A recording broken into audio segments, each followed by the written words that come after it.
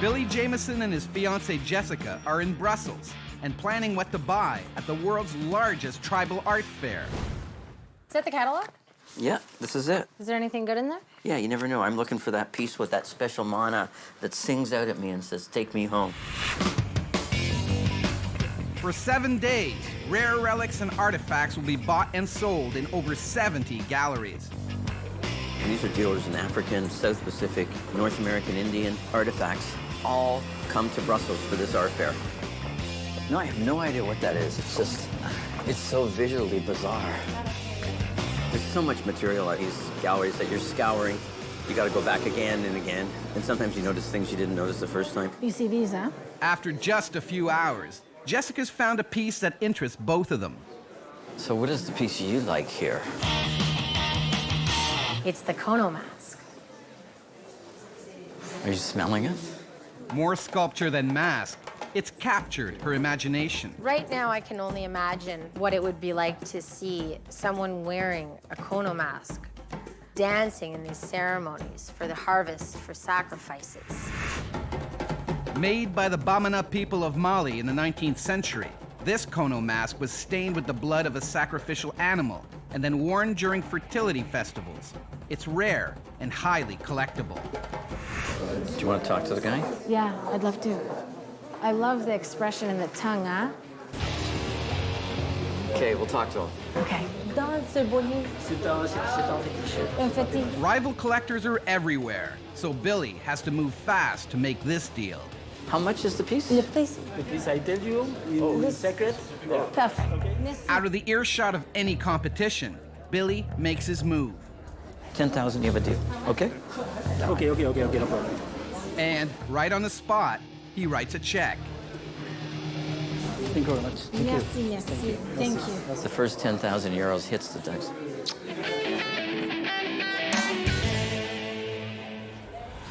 The Kono mask is a big score, but the art fair isn't the only place to find the rare, the obscure, or the unique. Beyond the tribal art fair, I'm always looking for other things. There's little shops I stop into and check out that deal in obscure objects, you know, oddities and curiosities. The Antiquities shop of Elaine Vandergook is a perfect place to start. Is paper, eh? Yes, papier-mache, but I think it's middle of the 19th century. This papier-mache model was made by Dr. Louis Ozu, frustrated with a shortage of bodies to study anatomy. Ozu made his own. Today, his models are considered exquisite works of art. Is it possible to look inside? Yes. And this comes out, eh? And you can... It's heavy, eh? Made of cork, clay, paper, and glue, Ozu's models detailed every part of the human body. The detail, the amount of work, eh? It comes from a collection of a doctor. What is the price? The price I ask 10,000 euros. Would you consider 6,000 euros? No? No, I pay more. I wouldn't mind paying even more. It's just the condition. Okay, no, I know the condition. It's real. But it's Everything. a real one and an old piece. That's... Elaine won't budge. 8,000. If you go 8,000, I'll buy it now. No. You can't do it. No, sorry. 8,500 euros? Then you have a deal. Come on. I can't go 9,000. It's getting crazy. It's like... It's going to a good home. Allez, for you, yes. Okay. That was hard. You worked hard. Fuck. No, Jesus. These things are quite collectible because they are works of art. This one's a little bit rough, but it was priced accordingly. Billy's on a hot streak in Brussels when, out of the blue, he gets a call from Marc Delorme, an art dealer in Paris. Hey, how are you? Billy, I just heard that the Guillotine is to be auctioned here in Paris. Holy fuck. Yes, there is a lot of interest in it. You're very good friends. This trip just got a lot more interesting. I'm really excited because I'm hoping this guillotine is authentic. There has not been one auctioned for 22 years. The guillotine was invented in 1792 as a painless and humane execution device, just in time for the French Revolution. It remained the official tool of execution in France until the death penalty was abolished in 1981. The last one sold for about the equivalent of 50,000 euros, about $75,000. Billy just has to see it. It is treasure hunting. And in the blink of an eye, he and Jessica are on the next train to Paris.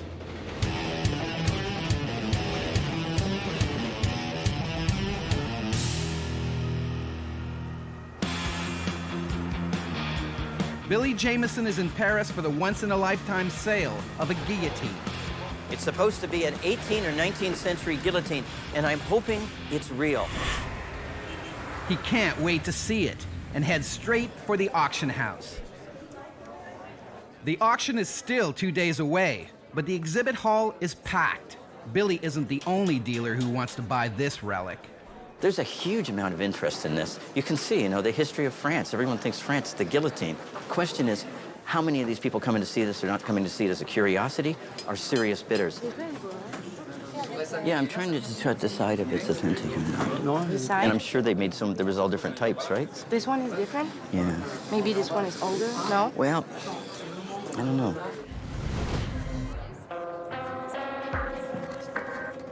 As he takes a closer look, Billy starts to worry. There's things about it I like, and there's things about it I don't like.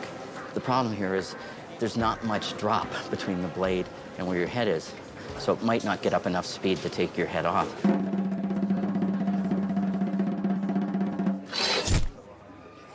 It's a big disappointment. I have to say that my confidence level at being a real guillotine is gone. Billy's wanted to buy a guillotine for years, but he wants the real deal. To confirm his suspicions, he meets Xavier Dufestel, the dealer selling the guillotine.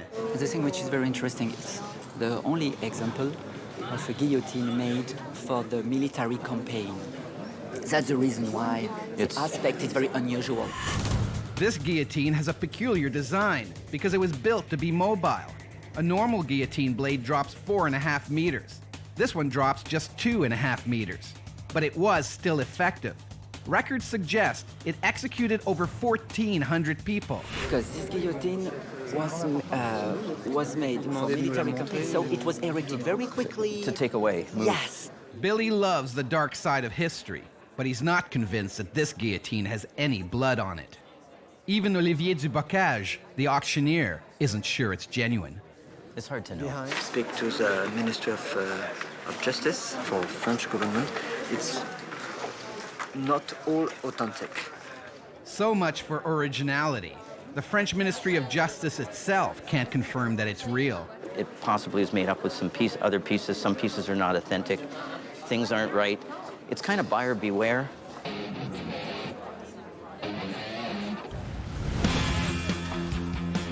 Billy needs a break.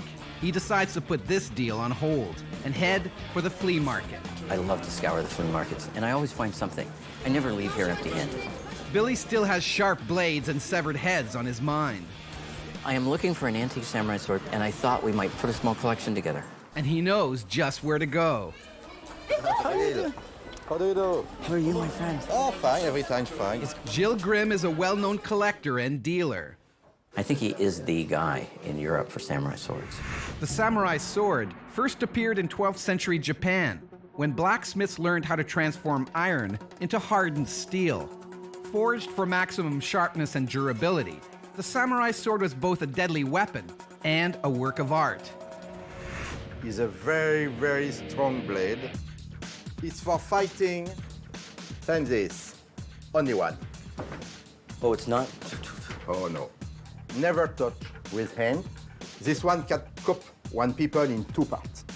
Really? From ear to ear, I guarantee. Well, don't do that. Yeah.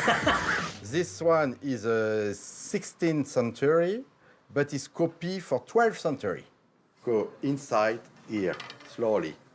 Every blade are different. Yeah. You cannot find 2 blades same. And how much is this? 35,000 euro. Okay. That's $50,000 and a little rich, even for Billy. Hey, how's this one? Now, this one is signed, I noticed. This one is signed. Do you know the name? Yinobu. Yinobu in Japanese. Yinobu was in the 1620s. Billy's finally found one that's more in his price range. This is it. As soon as you pick this up, could you do 7,500 euros on this one? For me? No? 8,000. There's a sword over there. Would you take 10,000 and sell me this and this for 10,000? Because this will be a relationship we will be starting. Because now I will go learn. Okay, for you, 10,000 for the toe. Once again, Billy's cut a killer deal. Back at the hotel, he isn't enjoying the view. He's just received some emails that confirm his suspicions about the guillotine.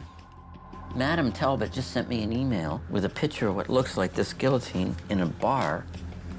It's a jazz bar. Is it the same? Yeah, look, it's got the bar in the same place. Oh yeah, and you can see the République at the top. It looks like the same guillotine, but some parts are different. This sign is not on it in the bar. Are you sure? Positive, it's not there.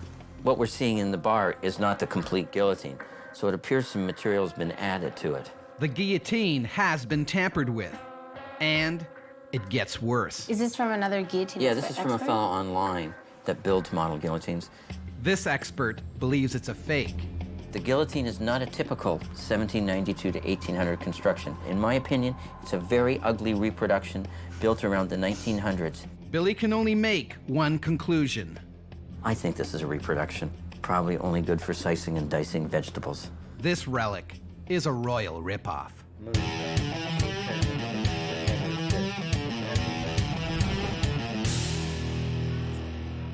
Billy Jamieson is in Paris trying to buy an 18th century guillotine, but he has evidence that points to a fake. It possibly is made up with some other pieces. Some pieces are not authentic. Things aren't right. It's kind of buyer beware.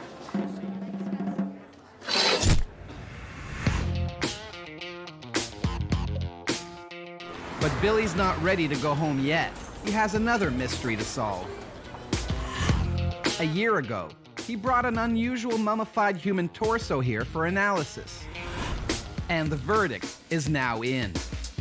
When I brought this to you last year, we thought it was one of the prisoners from when Henry II was killed. In 1559, King Henry suffered a severe head wound during a joust. His doctors inflicted the same injury on a prisoner and then rehearsed primitive brain surgery on him. It didn't work. Both the man and the king died. Is this the face of that infamous prisoner?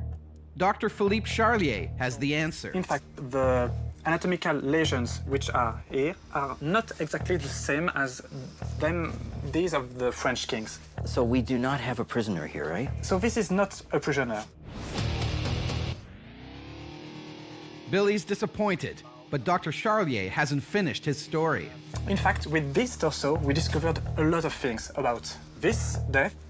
When we did the carbon dating of this anatomical piece, we discovered that it was much older than the 16th century.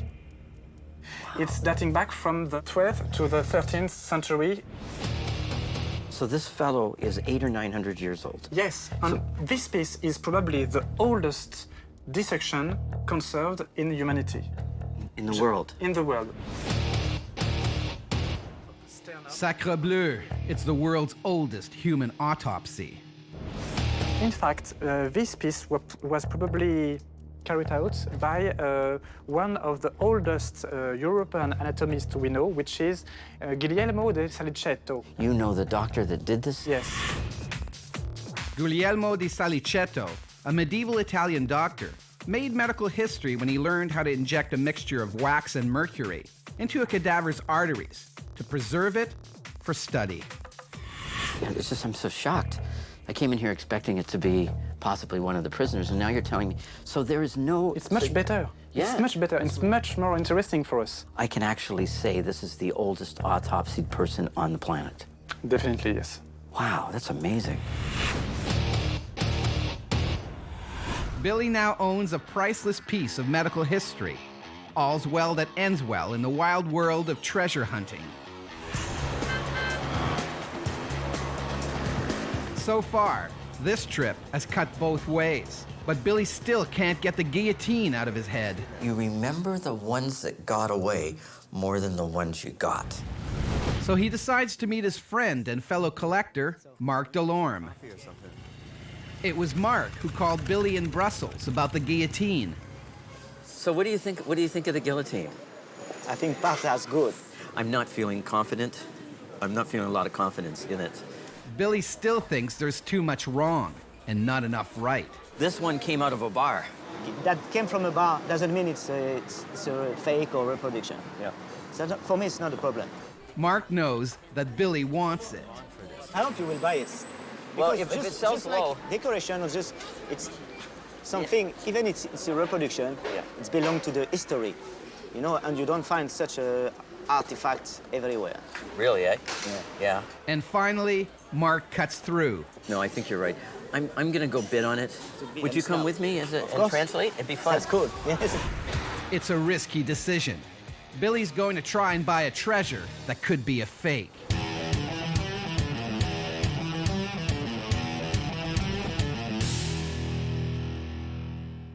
Billy Jamieson's been losing a lot of sleep over an 18th century guillotine.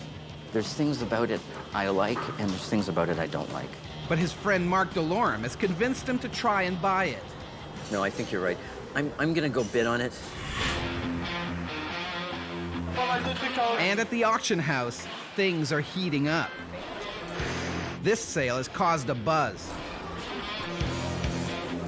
And that worries Billy.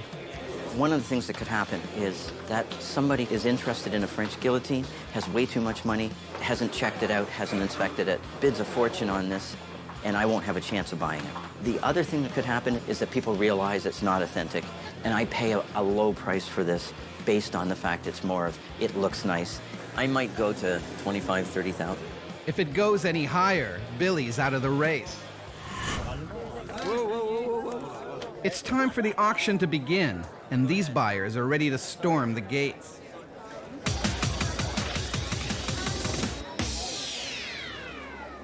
And the first item up for bid is the guillotine. Cette guillotine, on va vous rappeler juste les conditions de la vente après. Les conditions financières, on va dire, de la vente vont vous être rappelées. Donc, c'est fait aux conditions habituelles, paiement comptant, chèque espèce ou carte bancaire, vous avez des frais de vente. Mark is right there to translate and help Billy score his prize. Oui, et nous commençons les enchères à 50 000 euros, à 50 000 et il y a pas de... 50,000. 50 000. 50 000. 55 000. 55 000. 55 000. 60 000. 60 000. Is that 60,000? 70 000. 70,000. 70 000. No, I can't bid it. It's Billy's worst nightmare. 400. Oui, 400. This crowd hasn't a clue that it could be a fake. 85 000 pour ta guillotine. 85,000 on the phone. Yeah, that's crazy. Crazy or not, the price is going up and up. 175,000. Crazy, eh? Until finally, it hits the roof. 190,000. Wow. Billy can't believe it. That was fucking crazy. I can't even explain it. Over $300,000. He thinks someone paid 10 times what it was worth. You gotta kind of be a little bit careful when you're dealing in these high numbers. You gotta do your own research. I believe this was a reproduction guillotine, probably not worth more than 10,000, 20,000 euros. At least Billy didn't lose his head on this deal.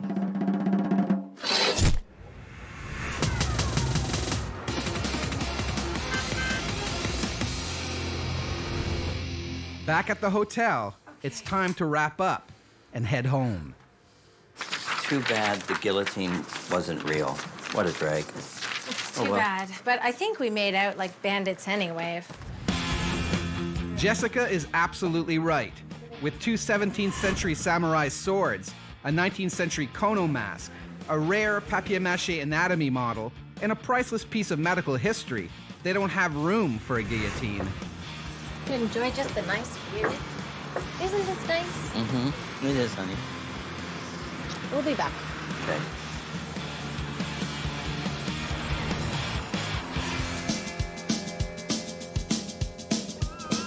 Billy Jamieson and his fiancée Jessica are in Silverton, Colorado, following a lead to some rare Native American relics. This treasure hunting, you just never know when it's going to take you. One minute you're in New York or Paris, and the next minute you're in Silverton, Colorado, freezing to death. Billy's earned fame and fortune collecting mummies and shrunken heads, but he's also fascinated with North American tribal art. Some of its rarest pieces, Inuit masks and an Ojibwa war club, are valued at hundreds of thousands of dollars each. This has been used to kill. These are stick figures. These represent enemies killed in battle and scalped. I'm looking for the stuff the tribes used. And it's funny, they call this tribal art, but it was never created as art. Billy's tracked a collection of Sioux artifacts to the Jerky Safari, a quirky combination of cafe and museum run by Paul Smith. Hey, how you doing, eh? Yeah, good morning. Paul inherited the collection from his grandfather. Wow, so let's start looking around. It's out. We got it out for you. Wow. And it could contain items that once belonged to the great war chief, Red Cloud. Red Cloud fought a war with the U.S. Army that ended in a treaty protecting Sioux lands. He remained peaceful the rest of his life and outlived all other Sioux leaders, like Crazy Horse and Sitting Bull. I noticed there's a peace medal over here. Yes, this was awarded to him by the Congress. It's the real deal. Great. Was there anything else related to Red Cloud? Well, this black pipe was probably his personal pipe. But Billy's got a problem. I don't think we're going to be able to prove the Red Cloud connection, you know what I mean? I understand. He can't claim that any of these artifacts belong to Red Cloud without documented proof. But most of the stuff is over 100 years old. Old or not, Billy may have come a long way for nothing. It's not exactly what I expected. But Paul has dug up a surprise for Billy in his storeroom. These are the photos that were in with the collection. Oh, this is cool. See, that's the bag that's right there. And that's probably that pipe over there, right? Yeah, it looks like it. Yeah. You know what this shows? There's that Indian pipe bag right there, you know? This is really great because it documents the material. Billy has got his proof that these relics are real. The photo doesn't lie. That's gold. And he's ready to make Paul an offer. But is Paul ready to make a deal? You know, I wanted to be fair with you, and I was going to think about $45,000. Oh. But I meant, when you showed me the photographs, I figured around $50,000. That gives you an idea where I'm at on this. What are your thoughts? I did promise myself I would think about it. Billy's heard that one before. I understand totally, and I expect you to, you know. And it usually means no deal. If you decide not to sell it because it's a family heirloom, I understand totally, too. Thanks again. Thanks again, Bill. Thank you. Great to meet you. Great to meet you, too. I came here hoping to buy an Indian collection. I've made an offer on it. He wants to think about it. I still think there's a good chance he's going to sell me part of the collection or all of it. Billy and Jessica have to leave Silverton empty-handed.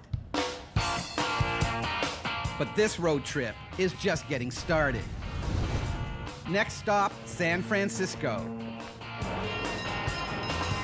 Billy and Jessica are here for a tribal art fair, one of the biggest in North America.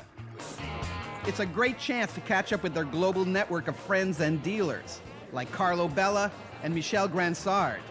And who knows, maybe buy another rare artifact.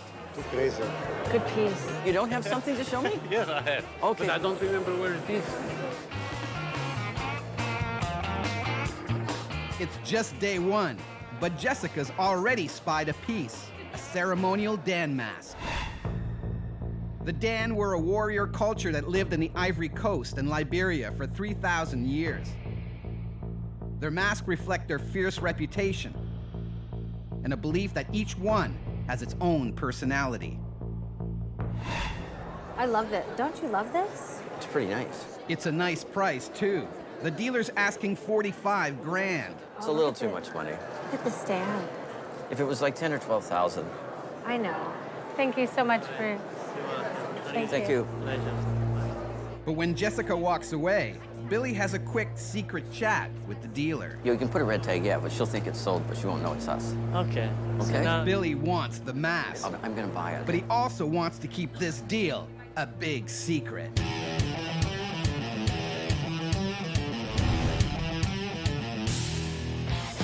From freezing Colorado to balmy San Francisco, Billy and Jessica are on a Wild West Coast road trip. Right now, they're in San Francisco hunting for rare deals at a tribal art fair. But Billy's put the show on hold. He's got a date with one of his stranger clients. Hey, Henry. How are you? Henry Rosenthal is a former punk rock drummer turned film producer and a collector with truly unique tastes. I am known to have the world's largest collection of two-headed calves.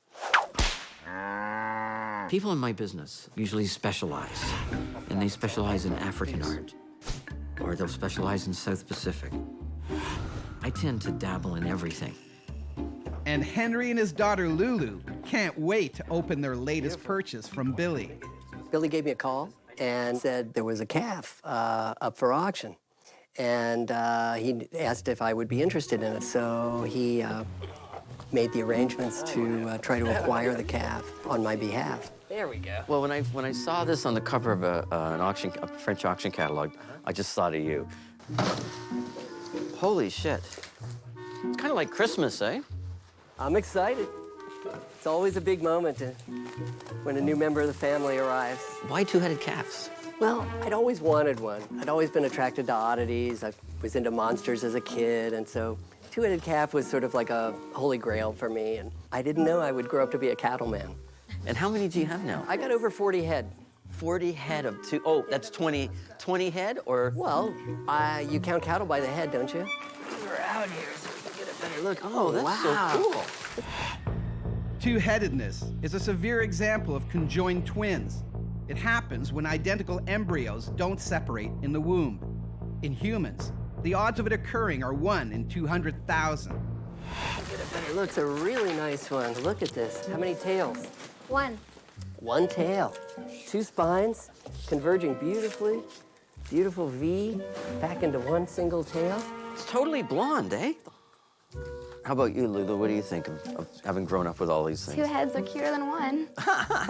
I'll never forget going for a ride in the country. And my son, George, looked out the window and he went, look, a one-headed cow. He'd never seen one before. It doesn't matter if they're collecting shoes or cars or, bowling trophies. But, I mean, it doesn't matter what it is. If you have a passion for something, it makes life a lot more interesting. Henry, thanks for having us, and it's going to a great home. You made me a happy man. This roundup is a done deal, and Henry's a happy cowboy.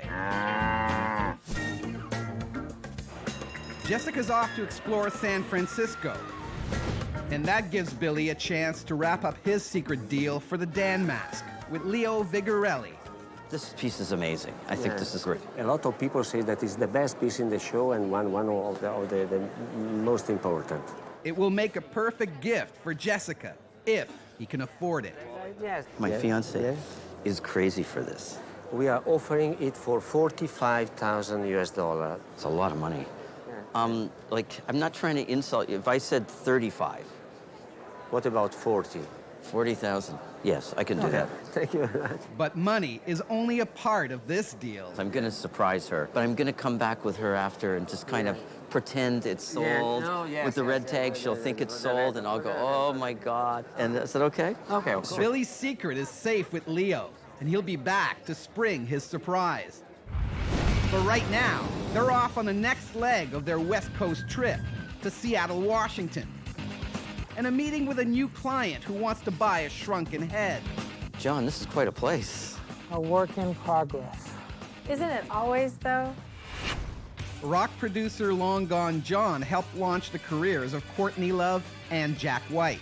An obsessive pop art collector, he also owns his own toy company. Wow. Take us through it. Love to see your collection. Billy feels right at home here. Long Gone's house is just like his own. I had my home designed as a museum gallery home.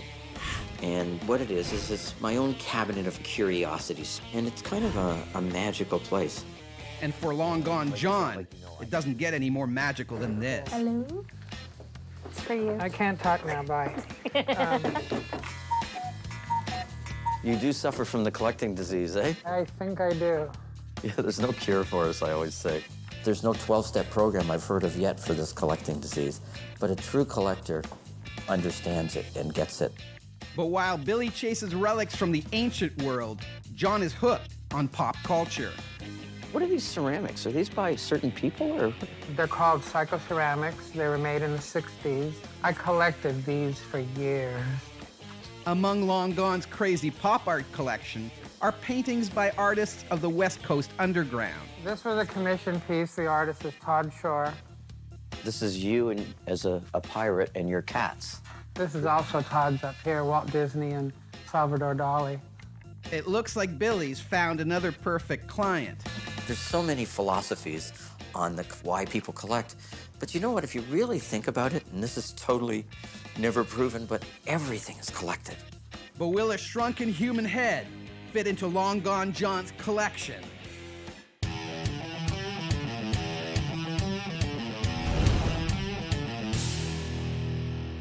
Billy and Jessica are in Seattle, Washington. Hello. To meet Long Gone John. They're called psychoceramics. They were made in the 60s. An eccentric pop art collector. John, this is quite a place. Who wants to buy a shrunken head. The collecting disease. There's not really a cure. And Billy wants to make a new client. While Jessica heads off to explore the backyard, Billy's ready to make Long Gone an offer he can't refuse. Here, I want you to have a look at something I brought here for you to see. Amazing, absolutely amazing. I actually came here, I was going to see if you were interested in buying it. Now that I've seen your collection, it's just impressed the shit out of me.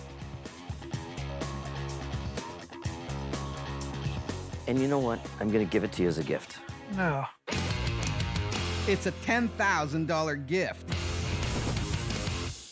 A shrunken head from the jungles of Ecuador. Billy hopes it's a good investment. He's banking on a long-term relationship. My pleasure to meet you. It's like meeting a new friend, you know? Likewise. I think he was totally blown away by the head. He's probably sitting there going, what the heck? This guy just came here and gave me a shrunken human head. But you know what? The key is about being remembered. And, you know, he'll always remember you. If he's right, Billy's got a new client. But right now, he's in a hurry. He has to pick up another unique piece of art from local dealer Ted Campbell. Hey, how you doing? Bill Jamieson, how are Nice you? to meet you. Here's the piece I was telling you about. Wow, it looks better in person. That is so cool. It's a 19th century dentist sign made with real human teeth. You can see where all the cavities have been filled in. Yeah. Someone went to a lot of trouble to do this. It's got a lot of character. Oh, sure does. I'm fascinated by oddities and curiosities and anything with a great story. Can you just imagine a dentist having a sign like this back then? Like this guy For advertising. This guy he's is proud of his work. He's proud of his trade. Yep, he's a tooth puller. I've never seen anything like it. The sign is another rare and painful piece of history for Billy's collection. And Ted has accepted his $4,000 offer painlessly. But now, Billy's late for a date with a fairy. We're heading to a place called Friday Harbor. Jessica stayed back in Seattle on this one to do a little shopping. And we're going to look at a Northwest Coast native collection. And I'm hoping to come away with a piece or two. Treasure hunting in the areas that I deal and collect in take you anywhere.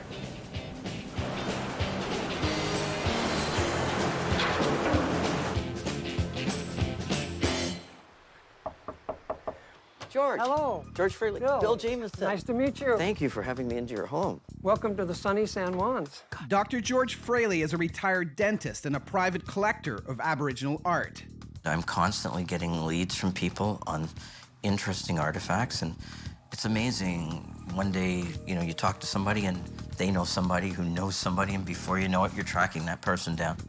I know you have a bentwood box and any other pieces you think that might be of interest. Okay. Billy got a tip that George had some artifacts for sale. He hopes this trip was worth it. I love the smell of these boxes. What's the smell of cedar? The natives of the Pacific Coast did amazing things with cedar, from carving masks to bending it by steaming the wood to make boxes. They're very collectible. This is some old box, eh? I'm guessing like somewhere 1860s, 1880s. These boxes are completely made of wooden pegs. This piece here is all one piece. And that's why they call bentwood box? Bentwood, yeah. Isn't that amazing? You also had argillite. Argillite. Yeah. Yeah, I've got a couple here on the table. You're welcome to Also made by the look Haida. at. Yeah. It's amazing how this polishes up, eh?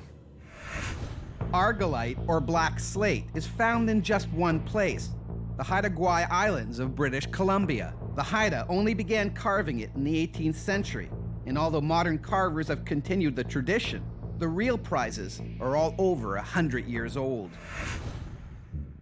Two of George's pieces are new, carved in the 1950s or 60s. This probably wouldn't be of interest to me. This is too contemporary. But the other has caught Billy's eye. The pipe I'm interested in. That was purchased from Sotheby's. And the stem's broken off. This probably was a pipe that came out here. I'm interested in the bentwood box. I'm interested in both pieces. Both are vintage artifacts, and Billy's ready to deal. Have you put a price on either of them yourself? I prefer to wait for an offer. I would probably be willing to offer on a box like this. I'd go $9,500. On the pipe, about $2,500. So we're at about $12,000. And I was thinking, you know what? I could go, just to make this a fair offer, I would go to $12,500 on everything. What are your thoughts on the pipe, and might offer $12,500? Well, I'd hope for a little more. Billy's come too far to leave empty-handed. This deal isn't done yet. There is a price for everything I've learned, and everything is for sale.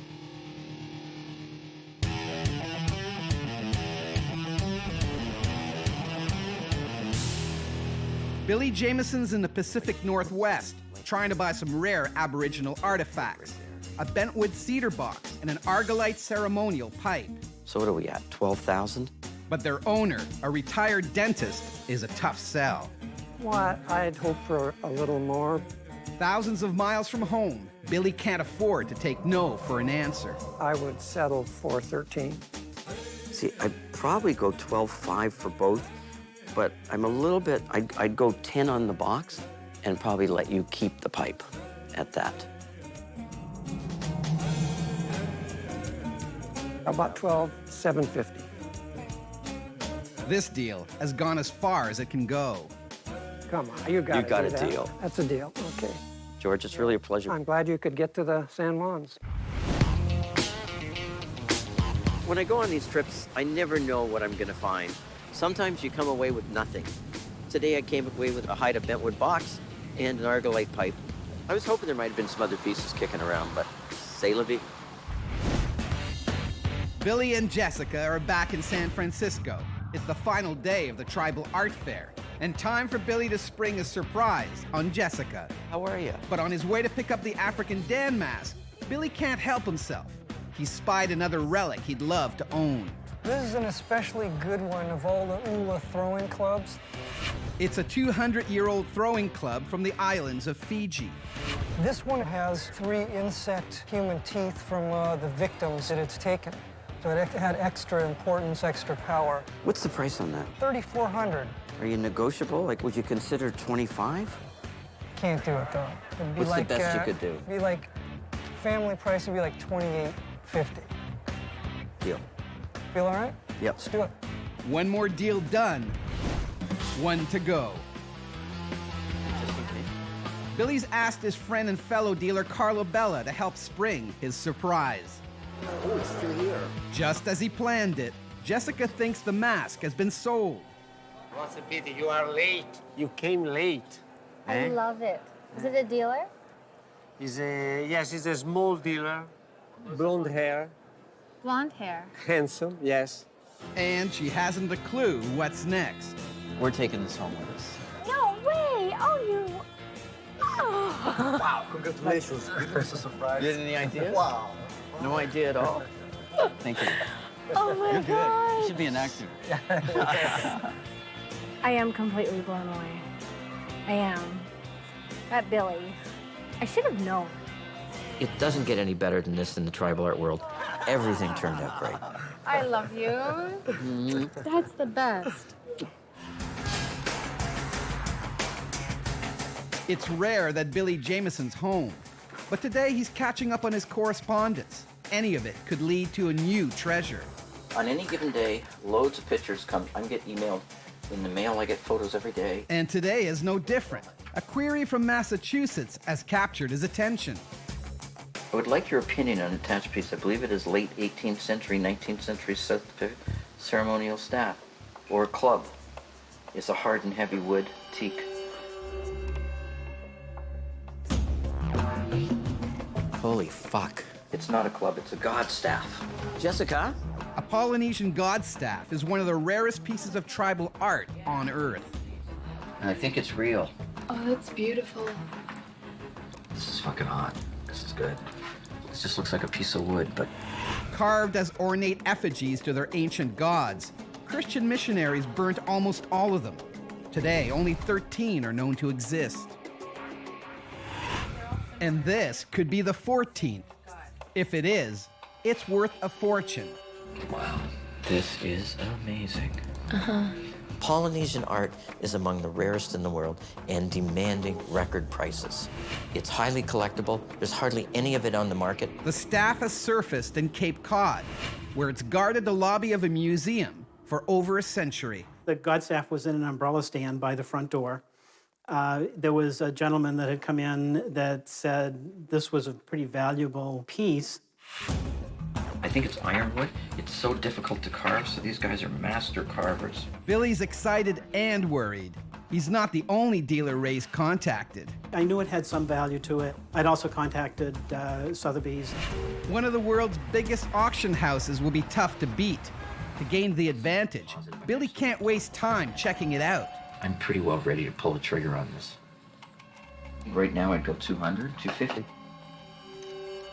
Dear Ray. Billy takes the plunge.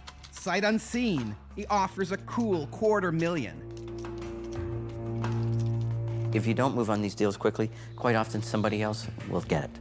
And in Billy's business, news always travels fast. He knows there will be counter-offers. There's rivals and people going after the same things you want. But he also knows that he can't afford to wait for an answer. I know, I'm not allowed to. No, you're not. Billy's off to Paris to pick up his newest treasure, an ancient Egyptian mummy he's bought from Antiquities dealer Patrice Billet. Patrice, how are you? Pleased to see you, Here Oh my is God. baby. Oh, there she is. She or he, we don't know. Whoever it was, they were rich enough to afford being properly wrapped and laid to rest in an ornate coffin. Billy paid $45,000 to buy it. The mummy's been sealed in its coffin for decades. Let's open it. Billy needs to check its condition before shipping it home. Mummy dust. Whoa, it's a lot of dust. See the food. Yeah, this mummy is very fragile, and it's the condition it's in pretty poor. He'll have to restore it with care if he wants to resell it for a profit. I don't buy mummies every day, so this mummy now is going to be secured and professionally packed and ready for its trip across the ocean.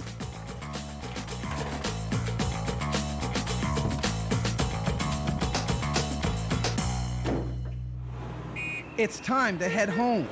But since he's been gone, there's been no response to his offer for the god staff. Hello? Hi, honey. How you doing? I'm good. How are you? Hey, I just had a great meeting. Well, I've heard nothing about the god staff. I hate to say it, I think it's the price. Come home. I know we'll know something soon. I love you, and I'll see you soon, okay? Bye. Billy's worried. His $250,000 offer may not be enough. So to find out what it's really worth, he decides to take a detour to Brussels to meet Kevin Conroy, a friend and expert in Polynesian art. Well, you mentioned on the phone you found another treasure, so I hope I can sort of shed a little light on it for you. For sure. And when Billy tells him what the treasure is... I mean, I'm feeling, 100% on this being the real deal. Kevin is blown away. This is extraordinary. I mean, but if you had a wish list, this is like the top of the list, This is like finding an unknown Vermeer. Well, the missionaries were notorious for burning these things as gods, and that's what made these things so rare. The ones that did survive were brought back to England by the same missionaries. So, Billy, they took them back and to show their congregations the good work they were doing. And then they were sold to art collectors like William Oldman. The Oldman collection. It's the most famous Polynesian collection ever. These are his staff gods. I think he had 9, if I'm not mistaken. Probably the odds one of these coming up again for sale are pretty slim. It was once in a lifetime. I'm pursuing this pretty aggressively. Good, well, I mean, obviously, this is the thing you don't let slip. Kevin's confirmed it. The god staff could be worth millions. Billy has to buy it. But has his $250,000 offer already been beat?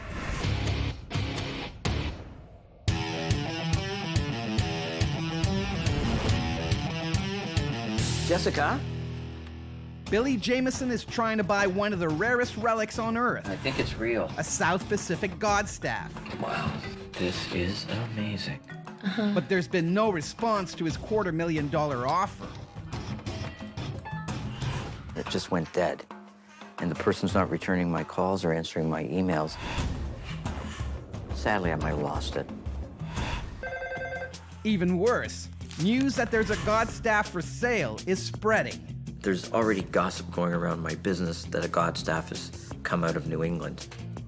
Hey, Ronnie, how you doing? Ronnie Nasser, a New York art dealer who knows Billy well, is calling about the rumor. You know, it's a world-class object. It's a long way from a picture on the internet to being in my hands. Give him whatever he asks for, period. Or are we going together on it? Okay, Ronnie, I really appreciate it. He wants it. It's Billy's worst nightmare. More competition means that he has to get more aggressive. This is probably my only chance to own this piece. And I'm willing to step up to the plate and pay him a really good price for it. To win this prize, Billy's going to need a lot more cash.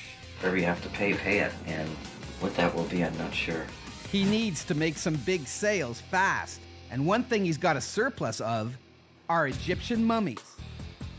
Right now I have 3 Egyptian mummies as house guests. Each one could be worth hundreds of thousands. I don't know too many people with mummies in their homes. But Billy needs all the help he can get to sell them. I invited Dr. Ben Harrer to check out my mummies.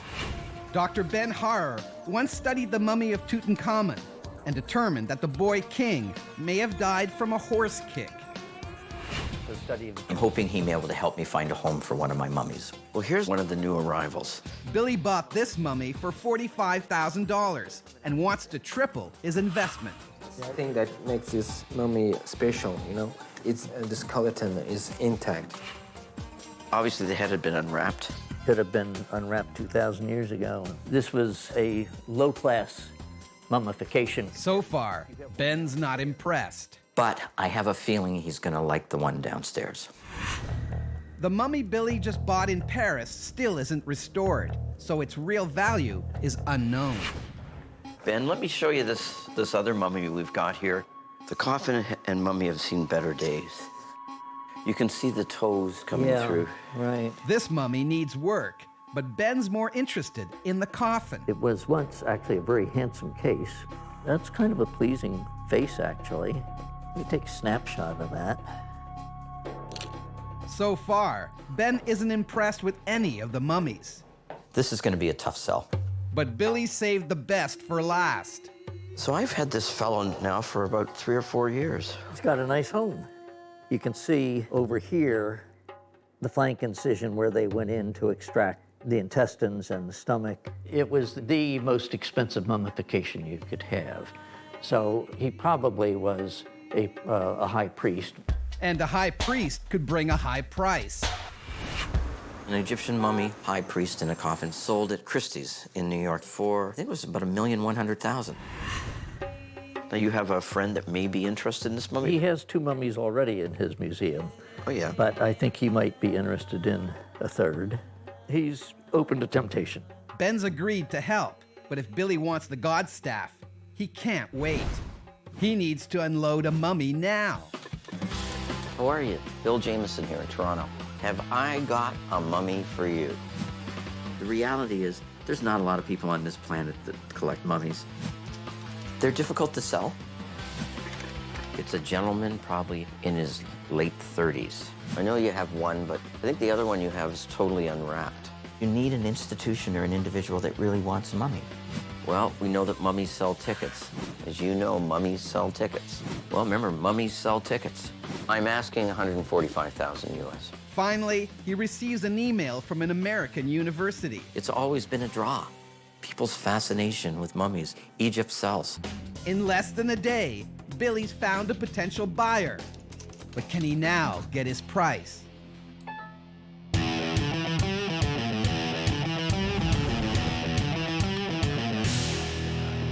Billy Jamieson has discovered a rare treasure, a Polynesian god staff. And I think it's real. Oh, that's beautiful.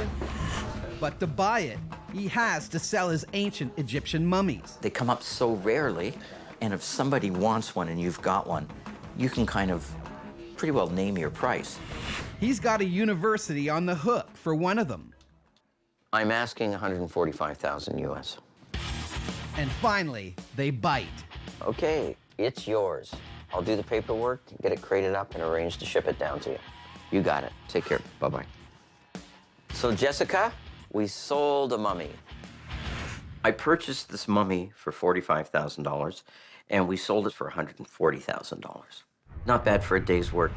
And it's just in time. After a week of excruciating silence, Billy Jamieson, Ancient Tribal Art. the owner of the God One staff moment, is please. responding to Billy's offer. Billy, Ray Benson's on the phone.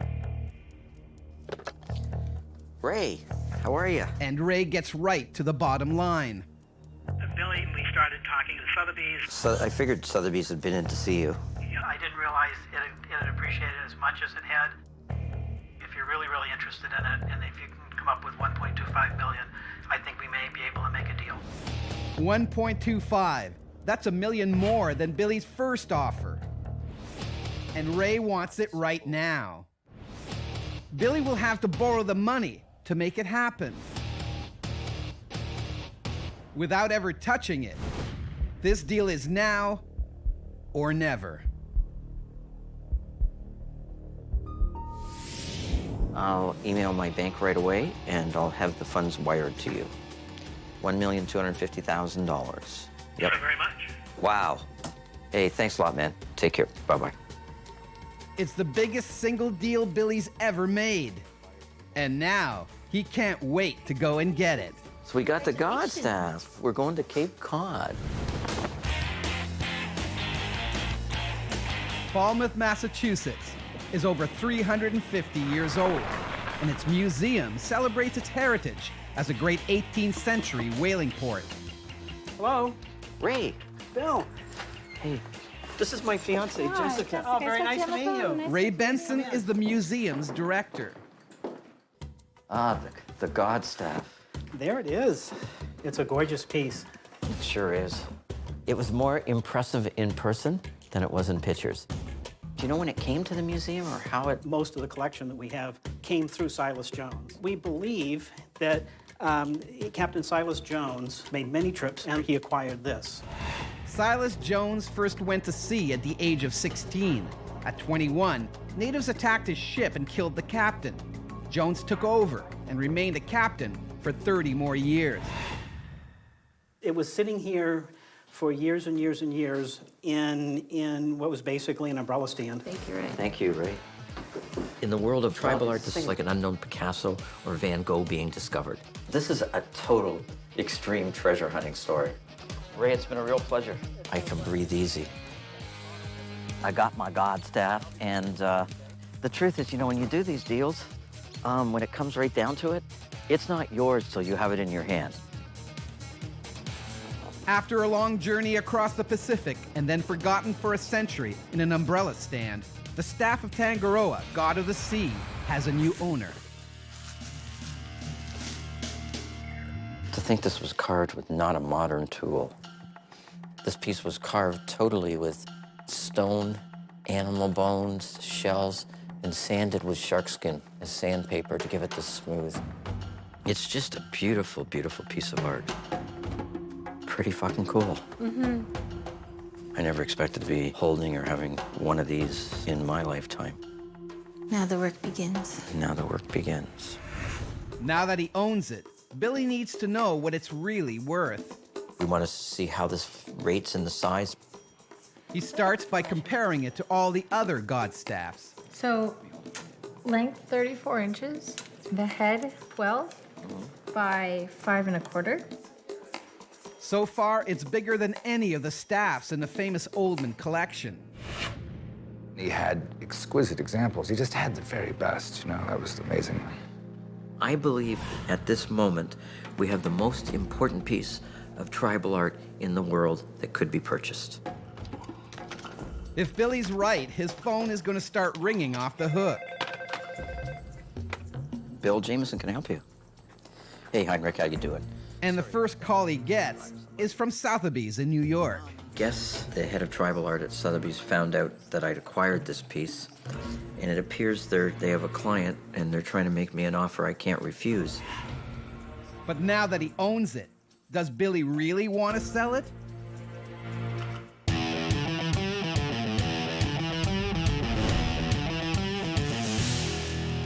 Billy Jamieson just spent over $1 million to buy a rare Polynesian god staff, and then gets an unexpected phone call. Bill Jamieson can help you. He outbid Sotheby's to buy it. Now they want to buy it from him. Hey, Heinrich, how you doing? Sotheby's usually sells tribal art at auction, but a client with deep pockets doesn't want any competition. It appears that they have a client that is very interested in it. I did scoop it from you, and the fact is, I think it's a good karma thing to let you come back in and handle it. Even better, this buyer wants it bad. He seems to feel that there's going to be an offer I can't refuse. Billy knows his god staff is worth millions, so the offer has to be good. We both agree that this is the top thing on the market in the world right now. And it is. The offer is for several million more than he paid for it. Billy can't say no. It's yours. You're a worthy opponent, but I'm glad that we're able to do business now. Okay, thanks a lot, Heinrich. Sometimes you just have to trust your gut and act quickly and move on these deals as fast as you can.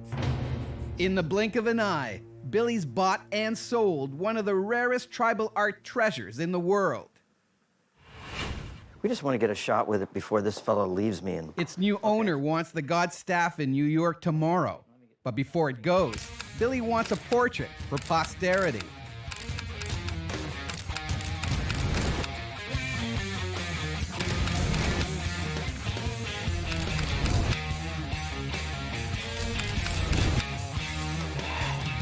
I got my god staff and my hot chick.